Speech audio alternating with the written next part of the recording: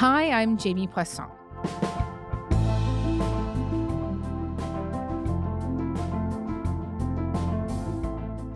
I'm very related to my city. I love my city, Gaza, and I don't like to leave my family. Why to leave my family? And why to leave my city?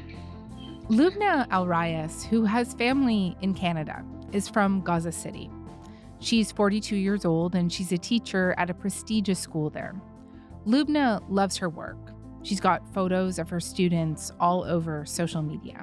I was dreaming about building this city and about teaching, teaching and education. But now I think no future for us here. But like thousands of Gazans, Lubna had to flee her home. And she wasn't only thinking about herself when she did that. It's like a nightmare. All the time I'm thinking about it, especially that I have to deliver my baby by C-section. Lubna was in her third trimester of a high-risk pregnancy when the war in Gaza started. Shortly after, she connected with reporter Gabrielle Burbe. Gabrielle followed Lubna's journey, wanting to better understand what it meant practically and emotionally to be pregnant when you're in the middle of a war zone. How do you plan for your delivery when you're living with airstrikes and having to uproot your life? Gabrielle's reporting is featured in an episode of the critically acclaimed podcast Reveal from the Center of Investigative Reporting. She joins me now.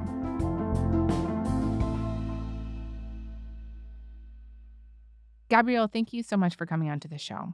Thanks for having me. So tell me about Lubna, this woman that you've been in touch with since mid-November. She has 2 teenage daughters. Her husband, who she also met in Gaza City, owns a clothing store there. And 2 weeks before October 7th, she had a gender reveal party for her third child. Mhm. It was a surprise because she already has 2 teenage daughters. She didn't think that she could get pregnant anymore, but she found out just 2 weeks before October 7th that she's having a baby boy. And when we connected with her, her biggest concern was not only how will I deliver, but how will I get a C-section? So she had C-sections for her 2 daughters, um, and she was going to need one again. So that was the biggest concern that she had when we connected with her. And so tell me what happened as the war raged on. Yeah. So 3 days into Israel's bombing campaign in Gaza, so this was already October 11th, um, Lubna had to go to her family's. She had to leave her apartment and relocate to her parents' home in Gaza City. Shortly after that, she and her family and her parents and her siblings and their families all had to go to Khan Yunis because the Israeli military was heavily bombing Gaza City. So when we connected with her in mid-November, she was staying with family in Khan Yunis, but it was already her second time relocating. And at that point, Lubna is, because she's older, because she'll need a C-section, she should have been seeing doctors at least every week. But at that point when we had connected with her, she hadn't seen any doctor at all Mm. since October 7th and was very worried about her baby and Right. not getting any checkups for her pregnancy. And of course, the situation in the hospitals have been incredibly dire. Was she worried that even if there was an emergency or she needed to get medical help immediately, that it would be an impossible or very difficult task? First of all, Lubna was scared to even go to the hospital because 2 things. One was getting hit by an airstrike on the way to the hospital. People were afraid to leave their homes. And then if she reached the hospital, she was afraid of picking up any diseases that were spreading throughout the hospitals. So the hospitals were completely overburdened. Infections are, and were at that time too, extremely prevalent. She had also been hearing, and we had been hearing reports from aid organizations that hospitals were running out of anesthesia. So there were reports of women having C-sections without anesthesia or with very limited anesthesia. So it just is like a complete nightmare situation. And Yeah. for the women who cannot get to the hospital, UNFPA, which is the UN's like reproductive rights kind of arm of the UN, had been distributing delivery kits to women in Gaza. And those kits have a bar of soap, a plastic bag, a plastic sheet to deliver on, Ugh. scissors for cutting the umbilical cord, 3 pieces of umbilical tape, gloves, and like a little pamphlet basically instructing them how to deliver their own babies. Which Wow. is worth noting that for Lubna was not even helpful anyway because she needed a C-section. But that's Right. just the situation that she was facing and that so many women were facing who did need to deliver.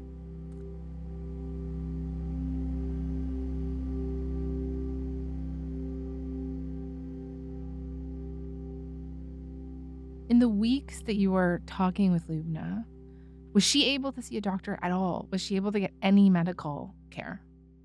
So during the humanitarian pause, it started on November 24th. During that time, she was able to go to one private clinic.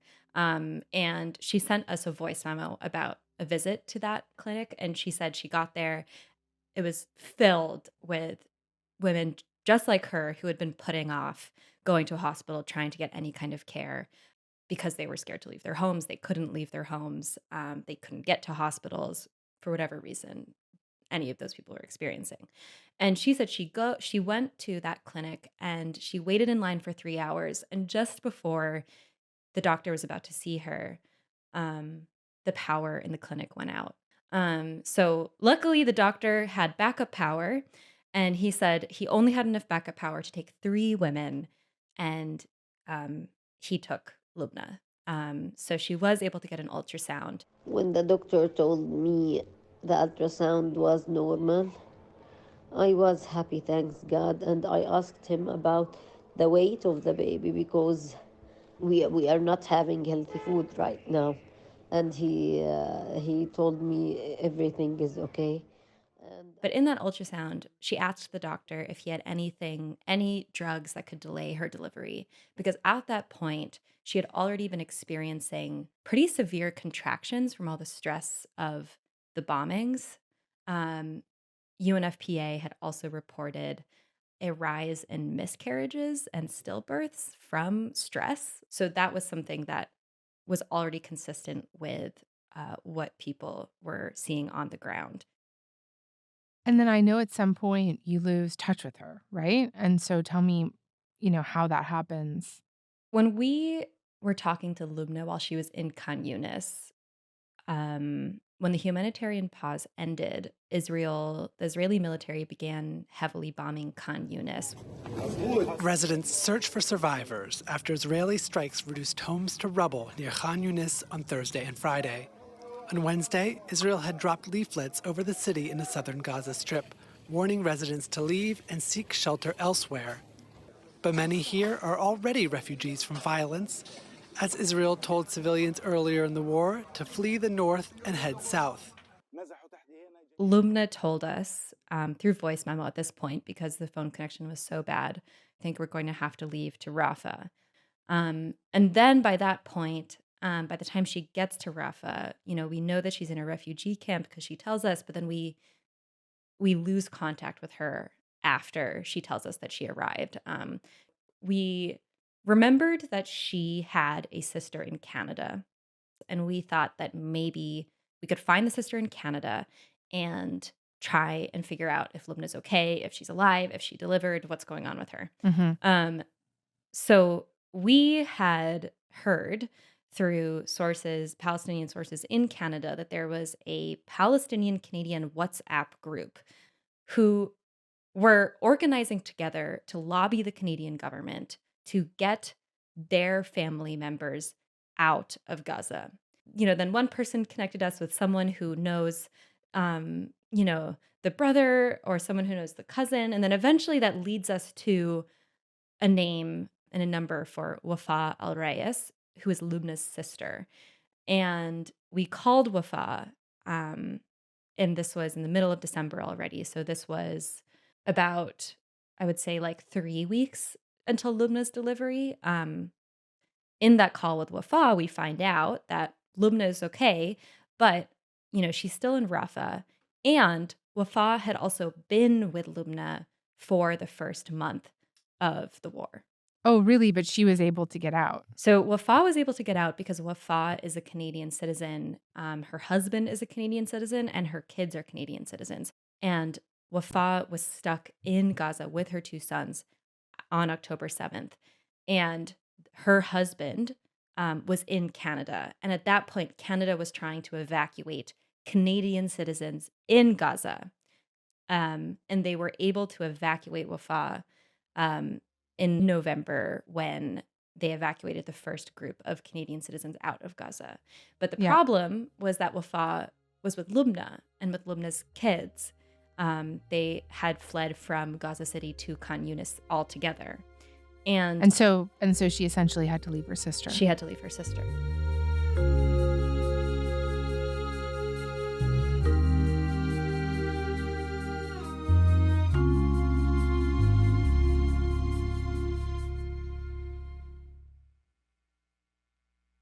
Tell me more about what that decision was like for her.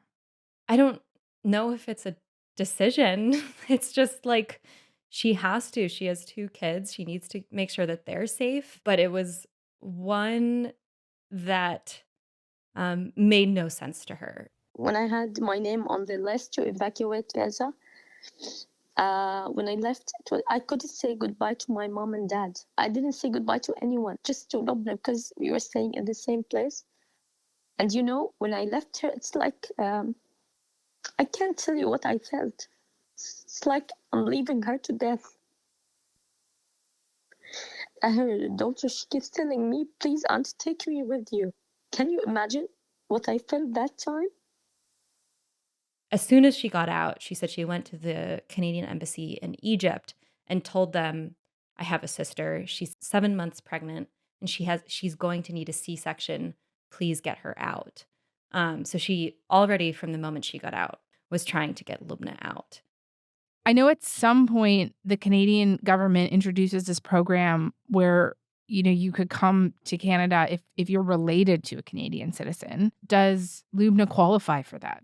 So at that time, when Wafa got out in November, that program had not launched. And that was why that group of Gazan Canadians had been organizing together to lobby the government, lobby their ministers, the IRCC, to launch a program. So when Wafa got out, Lubna could not get out because Lubna was not a Canadian citizen. But then on December 21st, Canada announced that they would be launching an evacuation program. Many are concerned about the safety of loved ones currently residing in Gaza. It is unlivable. And as such, we'll be supporting temporary residence for extended family members of Canadian citizens and permanent residents in Gaza, so they can come to Canada and be reunited with their family members residing here. Extended family members. But right away, there were problems with it. And that evacuation program was for Canadian family members of Canadian citizens, immediate family members of Canadian citizens that were still in Gaza. But the first problem with the program was they announced it on December 21st, but then Canada said the program wouldn't launch until January 9th. So that was already when Lubna's delivery was. So for Lubna, Wafa was already thinking, this is not going to work.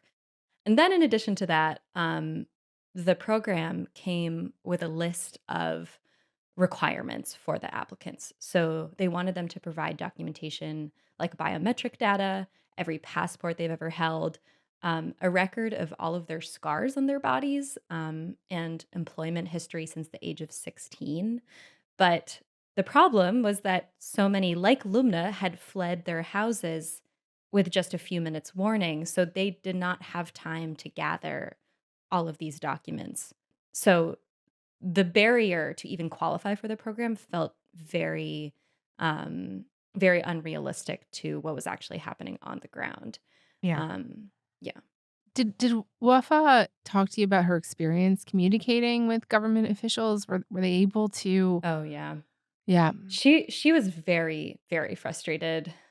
She had called, IRCC's office every day, emailed them every day, basically just asking the same thing. Like, the ask is not changing. It's just what she was saying was, I don't even need you to bring Lubna to Canada.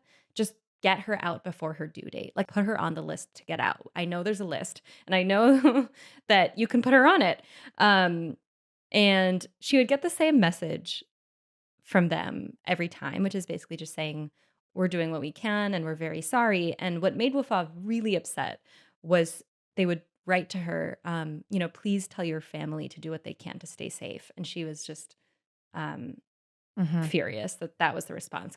She was very frustrated, as were so many Gazan Canadians who we spoke to. So we actually spoke to one person on background for the story who tried. She also had a sister-in-law who was pregnant. This woman who we were speaking to was in Toronto, but she's from Gaza, and her whole family was in Gaza. And the sister-in-law, her husband was killed in an airstrike. And when the program launched, they said that because the husband was killed in an airstrike, the sister-in-law no longer qualified as an immediate relative. So Wow. yeah, so the frustration at this program was very widespread. It was not just Wafa. I know you reached out to them, to the Canadian government. What did they tell you?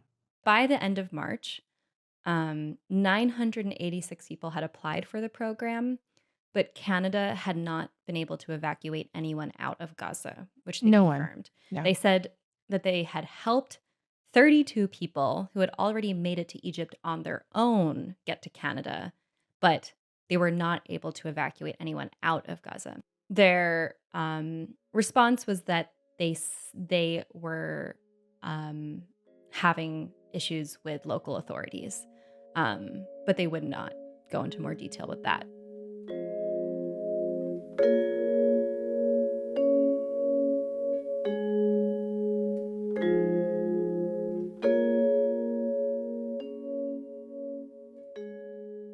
Just to come back to Lubna, I know after some time talking with her sister, you do eventually get back in touch with her, and she does send a voice memo from Rafa, right? So, hi, Gabriel. Today is Sunday, and now it's 8:20 in the evening, and I'm recording from the south of Gaza Strip in Rafah City.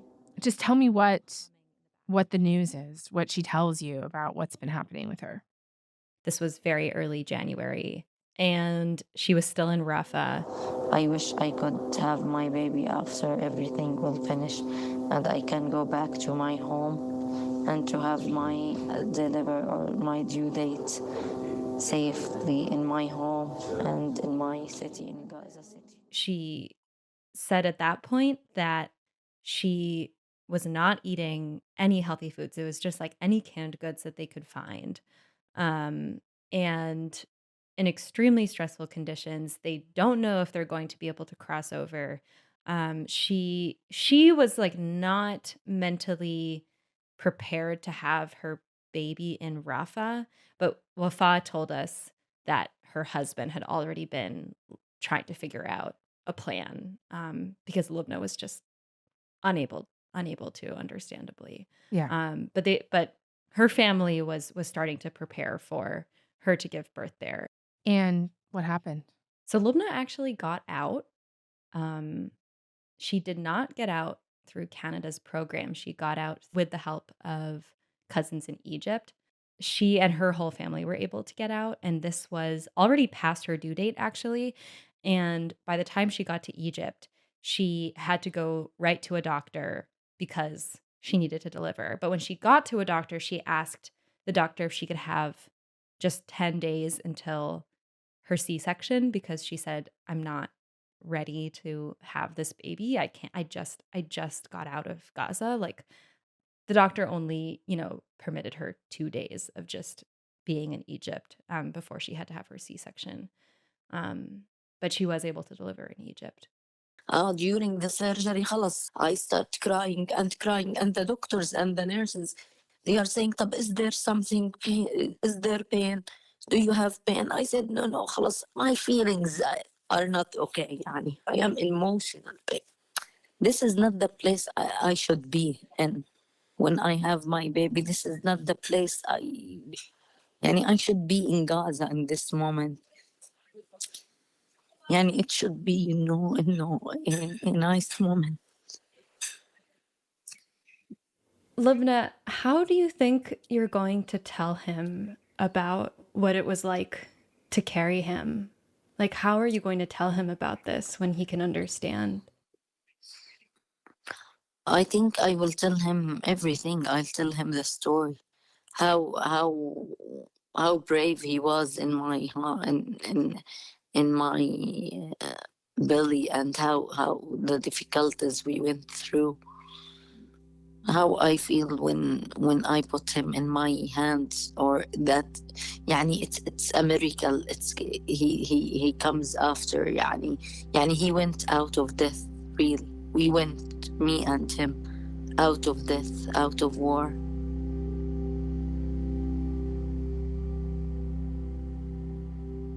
The stress that these women like Lubna, are under. You mentioned earlier, she talked about how there's no food to eat or nutritious food to eat. I know you spent some time reporting on what the long-term impact could be on thousands and thousands of women who are carrying children and giving birth in Gaza. And just talk to me a little bit about what you found. So my co-reporter on the story, Salman Ahad Khan, talked to a Dutch researcher, a Dutch doctor, actually. Her name is Dr. Roosboom. And she studied this event called the Dutch Hunger Winter during World War II, which was when Germany basically blockaded any food from entering the Netherlands. And thousands of women were, there was a famine, and thousands of women were having to deliver and go through their pregnancies during this famine. And Dr. Roosboom and other scientists studied the effect that this famine had on the babies that were born during this period. But not just the babies born during this period, but also the lasting implications of this famine on not just the next generation, but the generation after that. What are the health effects? And they found that babies who were conceived during famine in this time, or whose mothers were undernourished while they were still in the womb, those babies' brains were smaller. When they were adults, she said that they were wired in a different way, more susceptible to stress and addiction, a higher risk of schizophrenia. Metabolisms were completely altered, at much higher risk of obesity and type 2 diabetes, higher cholesterol levels, and cardiovascular disease. And then when it comes to the stress, something that I didn't know was that, the baby is actually protected from stress hormones that the mother has in her own bloodstream. But when the mother is undernourished, there's an enzyme in the placenta that protects the fetus from getting exposed to the stress hormone. But when the woman is undernourished, that enzyme doesn't work properly, so the baby is no longer protected from that stress hormone. Wow. Yeah. So, Dr. Roosboom said that what we saw in Dutch Hunger Winter is something that she fears we will see in Gaza, and what that means for the babies who are born into this famine right now. Right. Yeah. Right. Shaped by war, altered by war, even before they come into the world. Yep. Gabrielle, thank you so much for this. It was difficult to listen to at times, but really important reporting. And so I'm really grateful that you have done this and then also have come on and shared it with us. So thank you. Thanks for having me.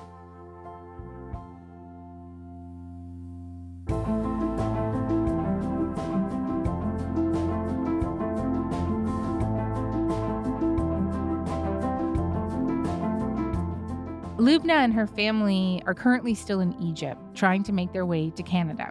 Baby Faith, named after his grandfather, is doing well. You can check out Gabriel's reporting on the Reveal podcast from the Center of Investigative Reporting. You'll find it at revealnews.org or wherever you get your podcasts. All right, that is all for today. I'm Jamie Poisson. Thanks so much for listening.